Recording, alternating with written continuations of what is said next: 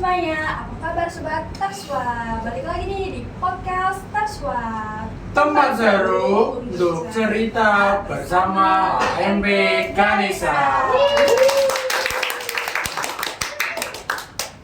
Nah, sebelumnya aku mau ucapin selamat pagi, siang, sore, malam buat teman-teman semuanya. Semoga kalian selalu dalam lindungan Tuhan Yang Maha Esa.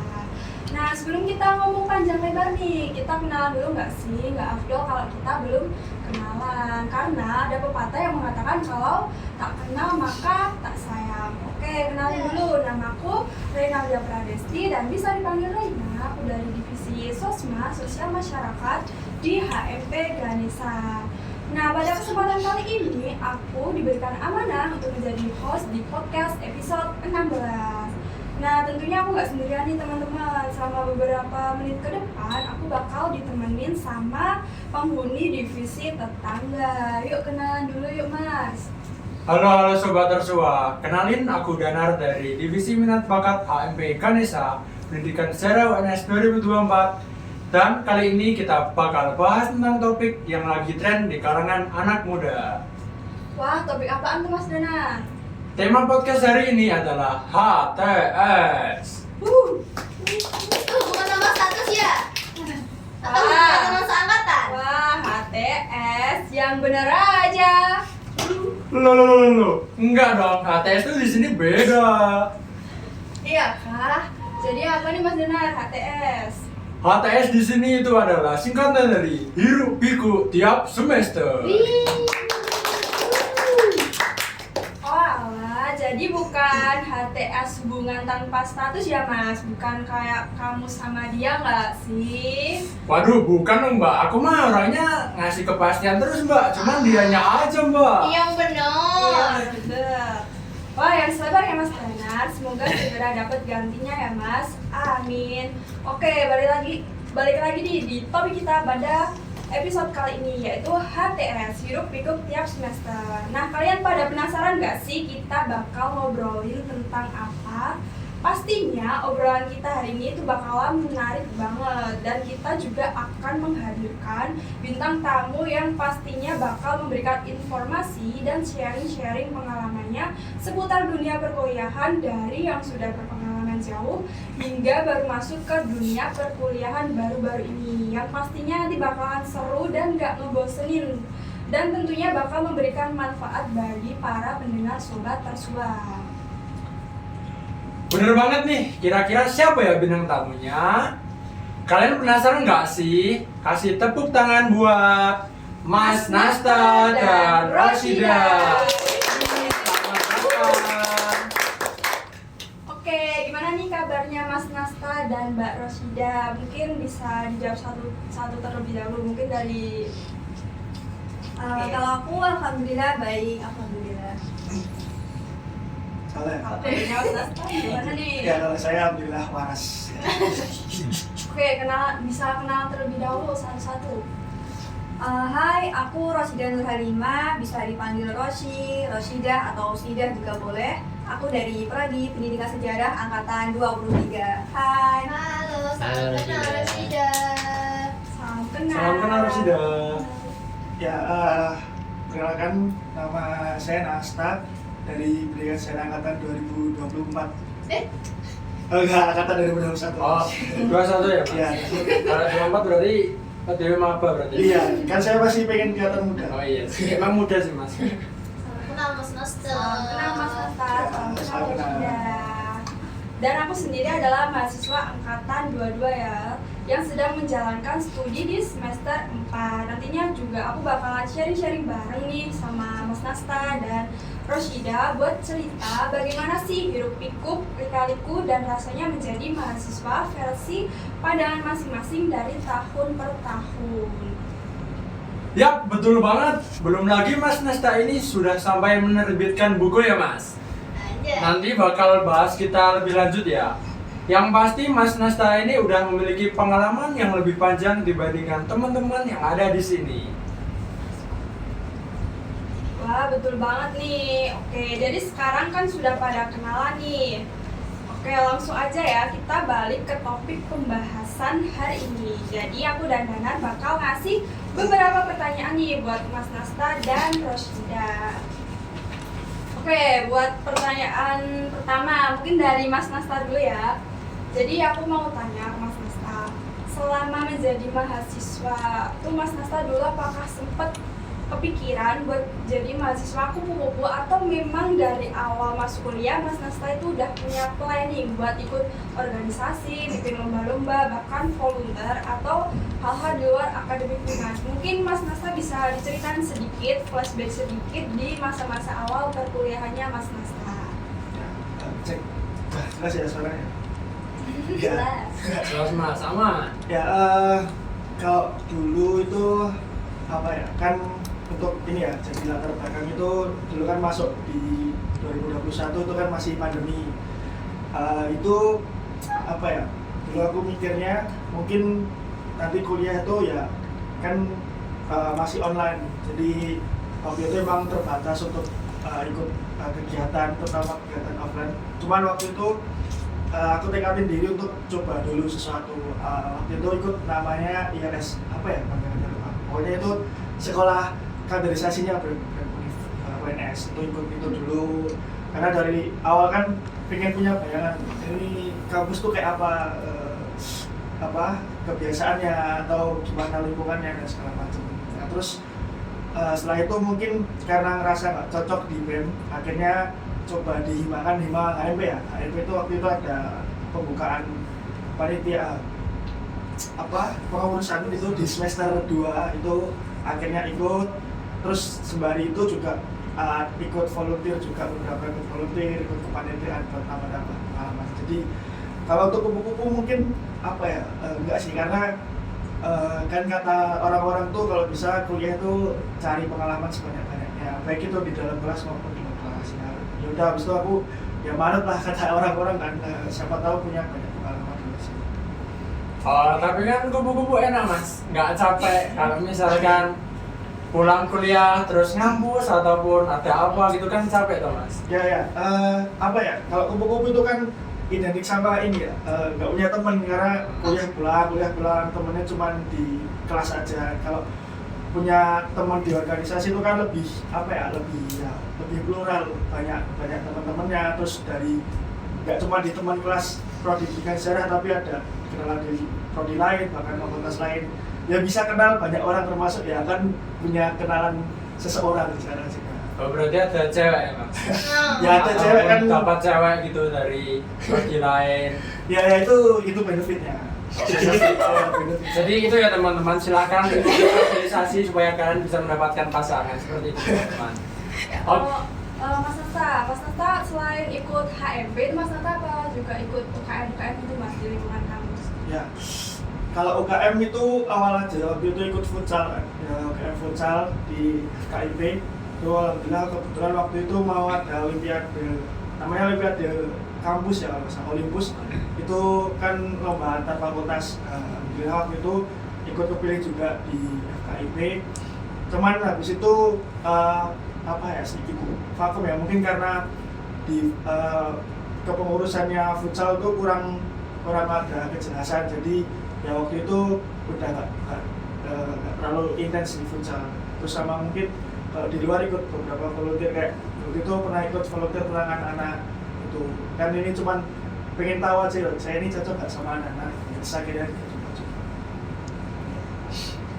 Oke, terus kalau menurut Roshida sendiri nih sebagai mahasiswa semester 2, mungkin bisa diceritain nih gimana lika-likunya di masa semester awal ini.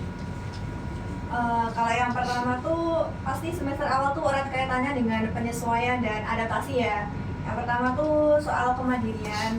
Kan aku anak rantau, jadi apa-apa tuh paling nggak harus belajar apa-apa sendiri, kayak cari makan, terus finansialnya masih pikirin ya, tapi gimana sih manajemen uang itu kan apa-apa dulu tuh selalu disiapin orang tua, diurusin. Tapi setelah merantau ke kampus ini akhirnya mau nggak mau harus belajar sih. Itu yang pertama. Terus yang kedua tuh ini yang terberat sih, penyesuaian sama orang-orang dan lingkungan baru. Karena aku tuh sebenarnya tipe-tipe yang introvert gitu, kayak agak susah untuk bergaul. Jadi ketemu teman-teman baru, dosen terus pergaulan baru, lingkungan baru. Jadi itu yang terberat. Terus yang ketiga, kultur shocknya itu tugas-tugas kuliah banyak banyak kayak tugas presentasi gitu. Karena aku udah bilang ya tadi tuh kayak aku tuh susah ngomong sebenarnya, susah bergaul. Terus ada tugas yang dimana itu basisnya tuh kayak skill ngomong tuh penting banget gitu loh. Jadi aku mau nggak mau harus latihan ngomong gimana caranya gitu. Itu sih. Apakah Mbak Rosida sendiri juga mengikuti apa yang telah dilakukan Mas Nasta, seperti contohnya mengikuti hima, organisasi lain, ataukah UKM apa itu pun, ataupun volunteer? Ya, untuk saat ini ikut itu sih LSP di FKIP, di Departemen Komunikasi. Karena tadi udah bilang ya, aku pengen melatih skill komunikasi aku, jadi aku ikut departemen itu di lingkungan studi pendidikan. Keren.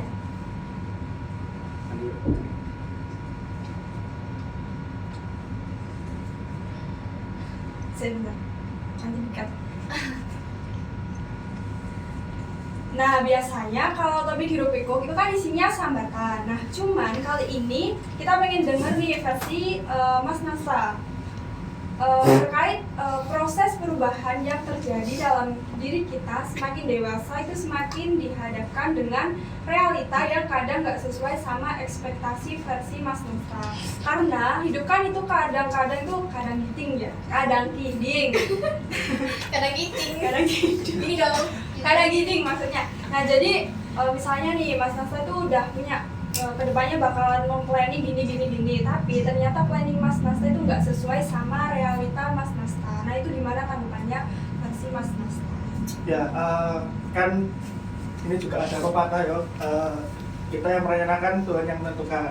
Tapi emang kita sebagai mahasiswa itu kita harus punya planning, baik itu jangka pendek, jangka menengah, jangka panjang, itu kira-kira harus apa. Kalau saya memang hitungannya telat sih, karena waktu kuliah online itu emang belum ada pikiran. Karena waktu itu sama kayak Mbak Rosida itu kultur shock kan, kuliah online itu kayak kok kuliah tuh kayak gini, ternyata tugasnya banyak, harus presentasi segala macam. Itu ya kaget, karena di SMA kan frekuensi tugasnya nggak sebanyak itu. Terus masuk semester 3 itu kan mulai offline, akhirnya udah kenal sama dunia kampus tuh kayak apa, ketemu dosen-dosen. Jadi ini jadi pengalaman baru kan. Akhirnya dari situ mungkin semester 3 itu masih semester kayak apa ya, ibaratnya masih PDKT-nya lah. PDKT saya sama prodi, menyesuaikan diri saya ini cocok apa enggak. Kan kebanyakan teman-teman termasuk saya kan pilihan kedua di sejarah. Jadi ya wah ini saya cocok nggak. Jadi berusaha untuk mencocokkan diri. Terus semester 4 karena udah mengalami tadi fase-fase tadi, terus juga saya mulai terbuka pikiran saya. Ini saya semester 4 udah setengah jalan, saya mau lanjut atau mau pindah prodi atau pindah fakultas atau apa. Terus akhirnya saya memantapkan diri ya, kayaknya di sini aja karena udah setengah jalan, udah menemui banyak hal. Maksudnya ya udah tahu dosen, kenal banyak teman, punya relasi juga di sini. Ya akhirnya lanjut aja di sini. Terus semester 5 terutama itu udah mulai planning. Karena kan di prodi ini kan kuliah itu cuma sampai semester 6, maksudnya kuliah di kelas. Terus setelah itu nanti kita keluar, entah itu PLP, ngajar di sekolah atau magang. Jadi memang harus di planning. Jadi kita harus nentuin kita ini kira-kira arahnya ke depan mau kayak apa. Apalagi di prodi itu banyak program ya, ketika belajar itu kan banyak program lah. Itu kan jadi kita mau harus nentuin pilihan kita sendiri. Mau ikut MBKM itu kita ikut yang apa, nanti outputnya seperti apa. Terus kita juga mikir skripsi juga, ada skripsi kita mau ambil penelitian apa, itu harus, kalau menurut saya harus sinkron. Jadi dari awal tuh kita harus nentuin tujuan dulu, karena kita itu bakal mempengaruhi hidup kita. Kalau kita nggak punya tujuan atau goals kan kadang kita bingung ya. Ya ibarat tim bola kan, mereka main untuk cetak gol. Nah kita hidup ini tujuannya untuk mencapai tujuan kita. Ya, mungkin itu. Oh Oh, jadi Mas Nasta ini masuk pendidikan sejarah itu pilihan kedua ya Mas? Iya, pilihan kedua karena apa ya? Nggak pernah kepikiran gitu loh kok bisa ya kepilih di sejarah, karena mungkin ini cerita aja ya. Jadi dulu saya punya guru les saya tuh kebetulan sakti gitu loh, punya apa bisa apa ya, orang-orang tuh ngeliat kayak punya kemampuan khusus, bisa ngeliat masa depan segala macam. Awalnya kan saya nggak percaya kan, saya skeptis sama hal itu kan. Terus guru les saya tuh nyaranin kamu masuk sejarah aja, karena waktu les emang ya sejarah saya bisa kayak mungkin karena sejarah umum ya kita tahu. Terus waktu habis UTBK terus pengumuman kan lihat kan tulisannya selamat Anda diterima, itu kan seneng kan. Terus pas scroll ke bawah kok pendidikan sejarah gitu. Akhirnya kan kaget kan, kok sejarah padahal nggak ada bekal apa-apa. Terus ditelepon guru les saya, pertama kali yang beliau ngomong tuh bener kan Dek, kata aku gitu kan, tapi memang sakti gitu. Ini mungkin cuman ini ya cuman buat cerita di hidup aja. Cuman kalau menurut saya tuh karena mungkin ya nilai saya di sejarah memang lumayan bagus ya, jadi mungkin karena itu juga. Terus kebetulan juga guru les saya bilang kayak gitu ya itu kebetulan aja sih. Kalau untuk pilihan pertama Mas Nasta apa Mas? Kalau boleh tahu? Tebak apa? Teknik. Olahraga. Ya bener, olahraga.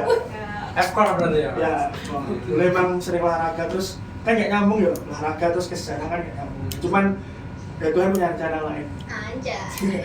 Apakah pilihannya dulu kuliah di UNS semua Mas? Ataukah ada Undip? Ataukah mana gitu Mas, UNES?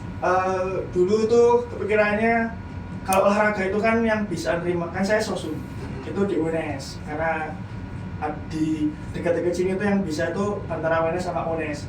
Cuman waktu itu orang tua batasin saya untuk jangan keluar kota, karena keluar kota aku udah nakal gitu. Ya udahlah ikut. Tapi emang nakal sih. Ya nakalnya dikit-dikit lah, setimbangin. Oke.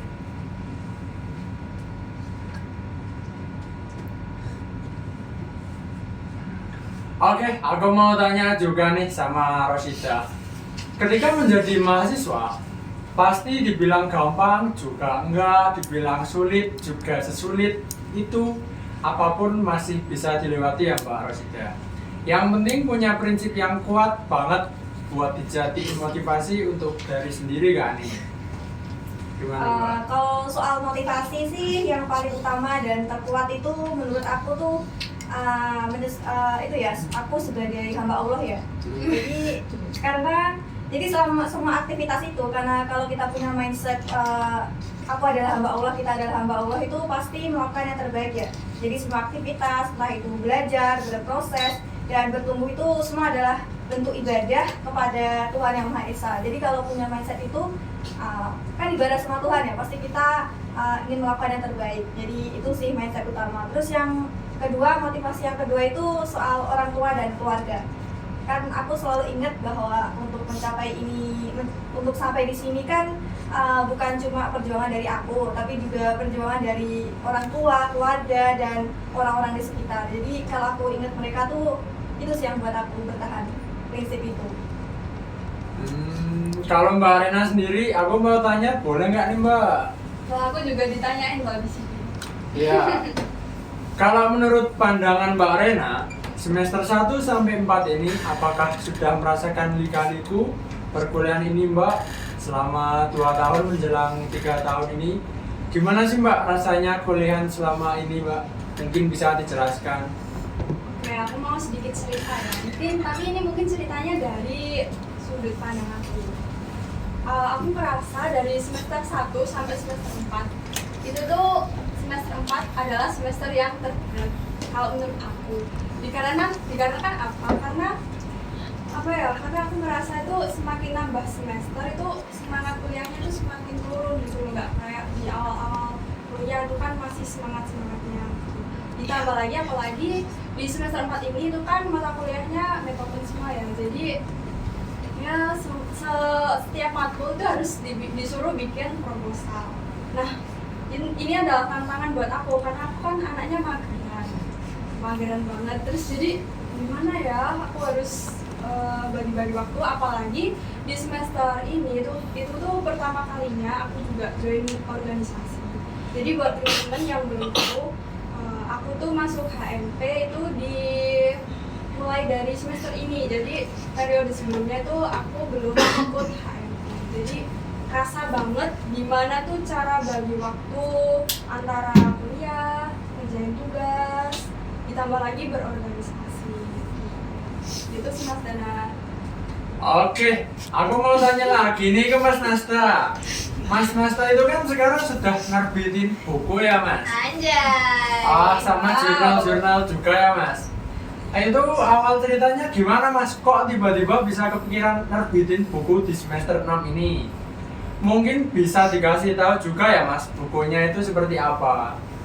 Ya, ini untuk apa? Kalau untuk itu saya juga nggak nyangka sih, karena aku udah mau planning nanti ke depannya kayak apa, itu kan apa ya, beratnya bonus ada pencapaian seperti itu. Ini juga nggak lepas dari peran dosen namanya Pak Dadan dari Dadan juga pembina HMP ya. Itu yang apa ya, menerjunkan saya ke sana, ke dunia tulis penulis dan segala macam gitu. Itu awalnya itu mungkin apa ya, awalnya itu kan ikut lomba nulis artikel sama Mas Ilham angkatan 2023 itu lomba. Karena waktu itu saya sering disentil, maksudnya diingetin Pak Dadan di prodi itu mahasiswa tuh sekarang minat kayak gitu kurang Mas. Terus akhirnya tergerak kan dari saya, terus saya Mas Ilham juga ngajak untuk ayo Mas ikut lomba nulis, terus mau hubungi Pak Dadan, Pak minta bimbingannya. Akhirnya ikut nulis itu, terus ya mungkin hasilnya apa ya, waktu itu ya namanya masih pertama ya, nggak langsung berhasil, jadi butuh proses juga. Terus setelah itu Pak Dadan nawarin saya untuk nulis waktu itu, karena Pak Dadan itu kan punya apa ya, kayak rancangan tulisan yang waktu itu udah ditulis tapi nggak selesai. Terus Pak Dadan nawarin, Mas mau nulis nggak ini sama saya gini. Karena waktu itu saya pikirnya ya saya pengen belajar dari beliau juga tentunya, gimana itu ilmu tulis menulis, terus gimana caranya bikin artikel segala macam. Saya kira ya ikut Pak Dadan gimana caranya itu, terus nulis di jurnal kan. Alhamdulillah kemarin baru terbit itu. Setelah itu terus berjalannya waktu, waktu liburan, pertama liburan semester 5 sama 6 itu ditawarin nulis lagi. Awalnya saya kira nulis jurnal awal itu, terus Pak Dadan manggil saya ke kantor. Waktu itu saya punya ada tulisan, ini tulisan buku. Wah, buku apa Pak? Terus buku kamus itu kan. Itu saya awalnya, wah ini gimana ya, soalnya saya kan belum pernah kepikiran nulis buku. Terus ditawarin, Mas Asa mau nggak? Terus akhirnya karena saya mikirnya ini buat belajar ya, bukan buat kayak apa namanya, ya buat kayak eksporting ikut-ikutan aja gitu loh. Karena saya emang niatnya mau belajar gitu. Terus akhirnya ya uslah gas aja. Padahal juga bener-bener bimbingan dari saya nggak bisa nulis, cara kayak citasi dulu kan semester 1 penting guys, artikel Kompas segala macam kan. Siapa tuh? Contohnya kayak gitu kan. Nah, terus sama Pak Dadan diajarin caranya kayak gimana. Akhirnya itu terbit buku itu emang apa ya mungkin ikhtiarnya Pak Dadan juga buat bikin buku, terus ngajak mahasiswanya juga kan, kebetulan sama Mas Penta angkatan 19, jadi ya itu ceritanya. Oh, berarti itu bukunya Mas Nasta itu ngarang sendiri atau gimana? Misalnya observasi ke tempat mana, terus dapat sejarahnya ini, mungkin ada info lainnya, terus ditulis di kertas, terus kemudian jadi buku, ataukah gimana Mas? Ya, kalau untuk kasus buku ya, itu Pak Dadan itu kan sama Mas Penta udah nulis, ya mungkin berapa persen. Terus karena waktu itu Mas Penta itu mau lanjut studi juga, jadi kan waktunya mepet, terus juga ini gimana caranya biar cepat publish kan. Terus akhirnya menggandeng saya buat jadi nambah masukan sama personil. Terus itu kan kamus ya, jadi kayak misal teman-teman baca kamus bahasa Inggris, bahasa Belanda, bahasa Jerman itu kan istilah-istilah. Nah kebetulan saya itu dikasih bab yang emang saya suka, kayak misal tentang kolonial itu kan banyak istilah-istilah yang mungkin teman-teman tuh belum tahu sebelumnya, tapi saya tahu itu kan. Selain istilah juga ada nama tokoh-tokoh itu. Saya juga konsultasi dulu kepada dan Pak, ini kalau saya masukin gimana? Oh Mas, ini bagus buat tambah-tambahan materi dan segala macam. Jadi ya gitu. Jadi karena ini bentuknya kamus ya, jadi saya coba nyari istilahnya, terus nyari sumbernya gimana, pengertiannya apa. Kalau boleh tahu nih Mas, udah berapa buku atau berapa jurnal gitu? Kalau buku ini baru satu ini bukunya. Terus kalau jurnal yang publish itu satu yang resmi ya, maksudnya resmi. Karena sama Mas Ilham itu jatuhnya ke apa ya? Jadi waktu itu kan lomba, terus tembus juga bisa tembus, cuman waktu itu kena biaya. Nah kita kan sebagai mahasiswa balungan kere alias gak punya uang, kita juga bingung kan.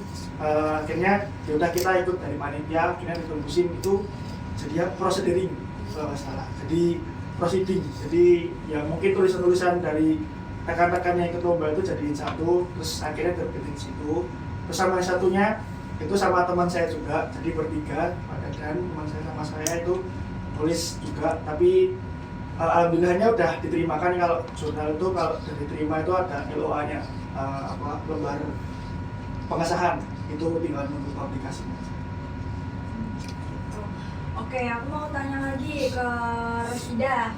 Kalau kita lihat di zaman sekarang ini kan ada tuh tren-tren grow up, terus menjadi perempuan karir, mandiri, dan sebagainya. Itu lagi tren banget nih.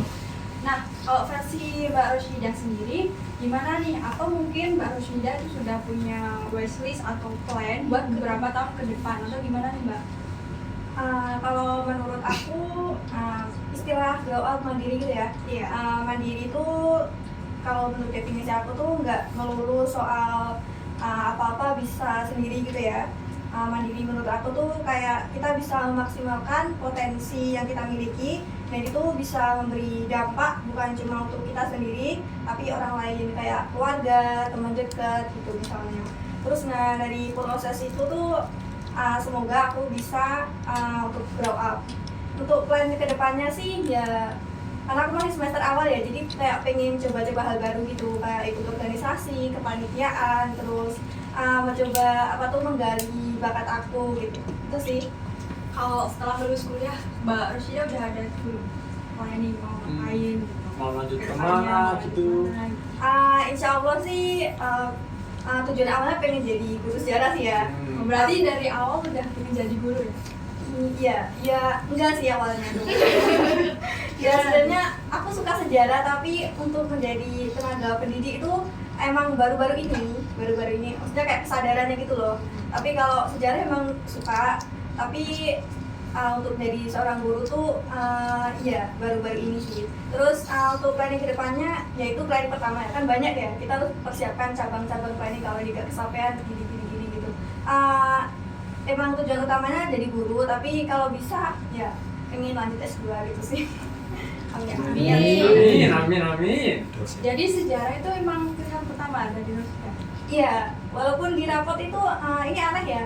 Dulu tuh waktu kan ada masuk ke perguruan tinggi itu ada SNBP, ada SNBT, ada Mandiri. Nah, SNBP tuh aku dulu pengen bahasa dan sastra Indonesia, sastra Indo gitu loh. FIB, tapi karena nggak lulus, akhirnya UTBK tuh pilihan pertamanya pendidikan sejarah. Padahal di rapat aku tuh sejarah tuh nilainya paling kayak 7 gitu loh dari semester pertama sampai 6 itu. Anehnya aku kayak tertarik gitu, walaupun nilainya tuh mungkin nggak terlalu tinggi, tapi tertarik ke sejarah. Terus pilihan keduanya nggak nyambung sih sama yang pertama. Pendidikan fisika di UNESA. Wow. Kan dari IPA, jadi nggak linjur. Oke, lanjut ke pertanyaan terakhir buat Rosida dan Mas Nasta sekaligus menjadi pertanyaan terakhir. Mungkin boleh nih dikasih kata-kata motivasi Mas, biar terus tetap semangat menjalani hidup dan berproses yang lebih baik. Pokoknya yang baik-baik deh Mas dan Mbak. Monggo Mbak, kata-kata motivasinya. saya dulu ya. Ya. Kalau saya orangnya kan ini ya, Jawa banget ya, orang Jawa. Jawir ya Mas. Itu saya ambil pepatah Jawa, mungkin teman-teman tahu ya, urip iku urip. Jadi kita hidup itu harus apa ya, bermanfaat untuk sekeliling kita. Karena saya sebagai mahasiswa itu kan pasti apa ya, orang-orang tuh punya harapan sama kita, karena mahasiswa kan tingkatnya tuh lebih tinggi ya, namanya kan mahasiswa. Ilmu yang didapat tuh kita harus kembali ke masyarakat ya kan, kayak Tan Malaka bilang itu kalau kita nggak mau terjun lagi ke masyarakat setelah kita dapat ilmu, ya apa gunanya kita belajar itu, apa namanya, kita terus apa bedanya sama petani yang bawa cangkul di sawah gitu, kalau kita nggak mau berbau sama masyarakat lagi ya. Itu mungkin intinya saya juga, makanya saya memanfaatkan kesempatan ini untuk bener-bener apa ya bener-bener untuk gimana caranya nanti saya setelah lulus dari sini saya udah mendapatkan gelar, mendapatkan apa yang saya inginkan, terus saya kembali ke masyarakat. Makanya itu ya itu tadi, urip itu urip. Yang penting ya kalau untuk menjalani prosesnya yang penting apa ya, ngalir aja lah. Entah kita berguru sama siapa aja, entah itu sama teman, sama dosen, atau sama orang-orang di luar. Yang penting kita cari ilmu sebanyak-banyaknya, karena prinsip saya kalau belajar itu, kalau konteksnya kuliah ya itu nggak harus di dalam kelas, tapi bisa di luar kelas, bisa di mana aja. Dan belajar kan kapan aja, di mana aja bisa. Ya, mungkin itu sih. Yang penting kita hidup harus bermanfaat, dan untuk menuju itu kan harus ada prosesnya. Kita ngalir aja, entah apapun itu masalahnya, apapun nanti resikonya, ya kita harus hadapi. Ya, namanya hidup kan penuh resiko. Betul Mas, betul. Jalan hidup. Kalau kata-katanya Mbak Rosida, silakan Mbak. Kalau aku sederhana aja ya. Kalau Mas Nata kan pakai sangat luar biasa ya tadi motivasinya gitu. Pakai apa tuh namanya, sejadah juga. Kalau aku sih tetap semangat aja ya, karena kita udah terlanjur hidup, jadi nggak bisa di stopin sembarangan. Terus aku juga pernah dibilangin sama seseorang, itu kita tuh pasti pernah akan selalu melewati fase terpuruk, dan itu setiap orang pasti akan mengalaminya. Nah, pas di masa-masa terpuruk itu kita harus ingat itu tujuan awal sih. Tujuan awal, semakin kuat tujuan awal, semakin lebih cepat juga kita untuk bangkit waktu terpuruk itu. Oke, nah itu tadi ya Sobat Risma, cerita dan sharing-sharing HTS bersama kita dan Mas Nasta dan Rosida. Nah, semoga sangat memberikan manfaat bagi Sobat Risma di luar sana. Bener banget, kita ucapin terima kasih kepada Mas Nasta dan Mbak Rosida yang sudah meluangkan waktunya buat hadir di sini. Gimana perasaannya Mas Nasta sama Mbak Rosida setelah diundang ke podcast? Apalagi kan Mas Nasta dulu jadi host ya di podcast Risma. Ya senang sih, senang karena ya mungkin bisa berbagi pengalaman juga. Karena apa ya mungkin ini juga apa, saya ambil juga dari Pak Dadan itu, kalau kita punya ilmu itu sebisa mungkin kita harus share kan ke orang-orang, karena kalau kita pendam kan pasti juga ya kayak sampah, dipendamkan terus hilang kan. Nah, kita jangan sampai punya ilmu terus dipendam pada sendiri. Jadi ya saya senang karena dulu itu kan saya pernah jadi host juga di sini. Ini cek aja episode berapa saya lupa. Itu. Jadi kayak ya mungkin saya sekarang kan belum jadi apa-apa, cuman apa yang saya punya, apa yang pernah saya alami mungkin bisa jadi inspirasi buat teman-teman. Ya, kalau Mbak Rosida gimana perasaannya? Kalau Mas Nata seneng, aku sih deg-degan. Nah, aku deg-degan sih karena ya tuh namanya kan waktu dibilang sama Erika tuh sama Mas Nasta yang udah banyak pengalaman. Tapi aku tetap senang karena apa tuh namanya bisa nambah pengalaman, juga bisa nambah skill komunikasi gitu ya. Ya, mungkin cukup sekian podcast episode kali ini. Terima kasih juga pada Sobat Setia dari Podcast Risma. Aku Reina dan aku Danar aka Agus pamit undur diri.